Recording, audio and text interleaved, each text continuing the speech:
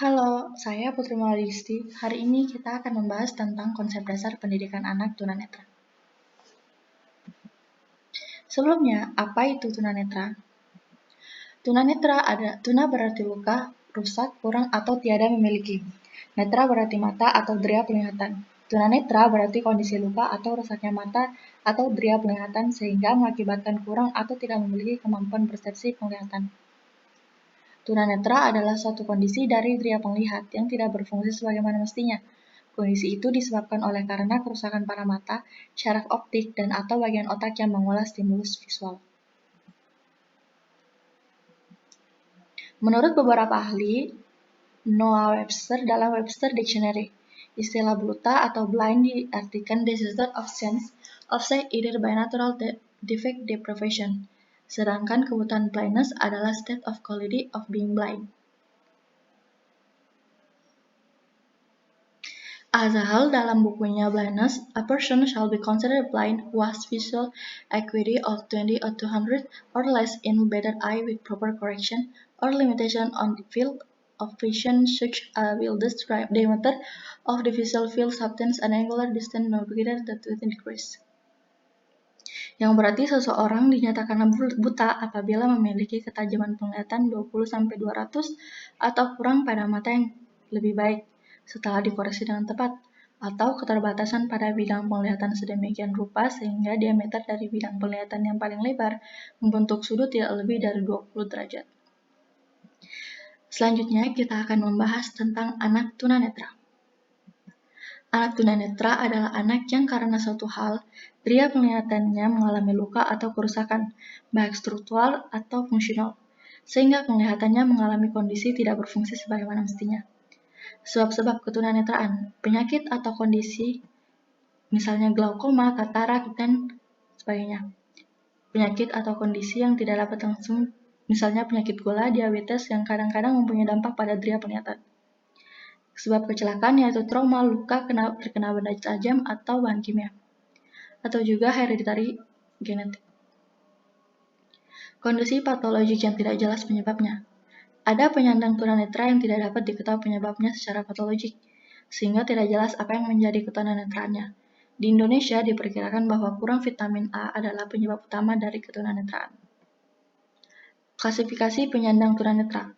Menurut tingkat fungsi penglihatan, penyandang kurang lihat yaitu seseorang yang kondisi penglihatannya setelah dikoreksi secara optimal tetap tidak berfungsi normal. Penyandang buta yaitu seseorang yang hanya memiliki kemampuan sumber cahaya, atau penyandang buta yang hampir tidak atau memiliki kemampuan persepsi cahaya. Karakteristik penyandang tunanetra. Pertama, memiliki rasa curiga terhadap orang lain, perasaan mudah tersinggung, mengembangkan verbalisme khayal, mengembangkan perasaan rendah diri, blindness atau mannerism, suka berfantasi, berkritis-kritis, dan pemberani. Selanjutnya ada deaf-blinded, adalah anak yang memiliki hambatan secara visual dan juga memiliki hambatan lain pada indera pendengaran. Deaf-blind atau anak buta tuli adalah seorang anak yang memiliki gangguan penglihatan dan pendengaran, suatu gabungan yang menyebabkan problema komunikasi dan problema pengembangan pendidikan lainnya yang berat sehingga tidak dapat diberikan program pelayanan pendidikan baik di sekolah yang melayani untuk anak-anak tuli maupun di sekolah yang melayani untuk anak-anak buta. Deaf-blind adalah kombinasi antara kehilangan pendengaran dan penglihatan. Walaupun sebenarnya anak-anak ini tidak buta secara total ataupun tunarungu secara total, namun mereka biasanya masih memiliki sisa penglihatan dan pendengaran yang bisa digunakan. Namun efek dari kombinasi hilangnya pendengaran dan penglihatan ini menyebabkan anak memerlukan pendidikan khusus lebih dari sekedar SLB.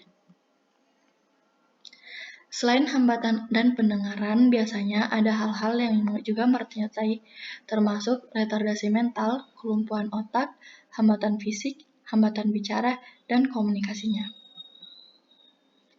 Karakteristik anak deaf-blind. Pertama, memiliki persepsi yang terdistorsi terhadap dunia. Kedua, terlihat introvert dan terisolasi. Ketiga, kurangnya kemampuan untuk berkomunikasi dengan lingkungannya secara bermakna. Keempat, dapat memiliki problem kesehatan yang mengarah pada keterlambatan perkembangan yang serius. Keyakinan yang perlu dibangun. Anak dengan MDVI mampu berkomunikasi dengan lingkungannya, baik secara umum maupun dengan cara yang unik. Anak MDVI mampu belajar dengan caranya masing-masing. Seluruh perilaku mereka adalah cara mereka berkomunikasi. Kemudian, bagaimana mengajar siswa dengan MDVI? Misal tentang orang, benda, tempat, dan apapun, konsep tidak memerlukan kata-kata. Guru harus pahami konsep apa saja yang sudah dikuasai anak.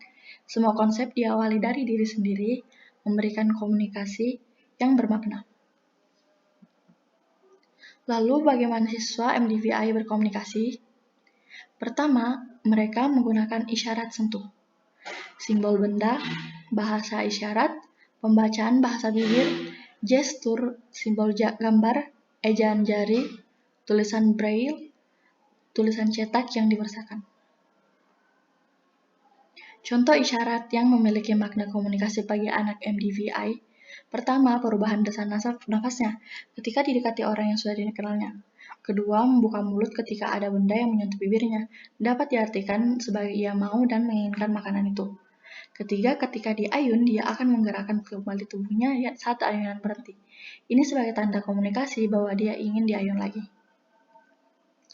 Sekian penjelasan dari saya. Terima kasih telah menonton.